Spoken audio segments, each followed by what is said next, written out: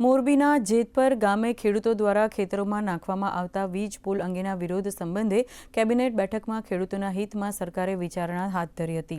ભાજપના ધારાસભ્ય દુર્લભજીભાઈ દેથરિયાએ કહ્યું હતું કે સરકારમાં ટૂંક સમયમાં સમગ્ર પ્રશ્નનો સુચારુ નિર્ણય થશે।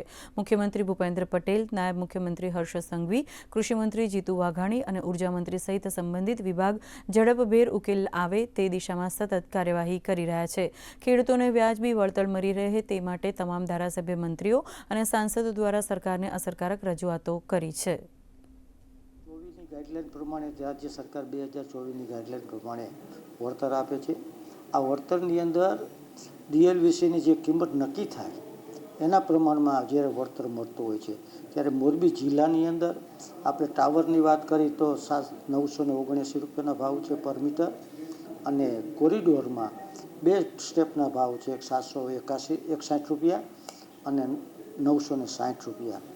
આ બંનેના સ્ક્વેર મીટર પ્રમાણે રેટથી આપણે ખેડૂતોને વળતર મળતું હોય છે। આ સિવાયનો પાક વળતરે પણ કંપની આપતી હોય છે, પણ આપણે અત્યારે જોઈએ તો જમીનની કિંમત પ્રમાણે બહુ નીચું વળતર હોવાથી સરકાર પણ ખૂબ જ આ બાબતમાં આપણે રજૂઆત કરી છે અને ચિંતા કરે છે, અને ટૂંક સમયની અંદર આ વળતરનો જે નવી પોલિસી આવશે એમાં ખેડૂતોને ખૂબ સારો ફાયદો થવાનો છે, એમાં કોઈ શંકાને સ્થાન નથી।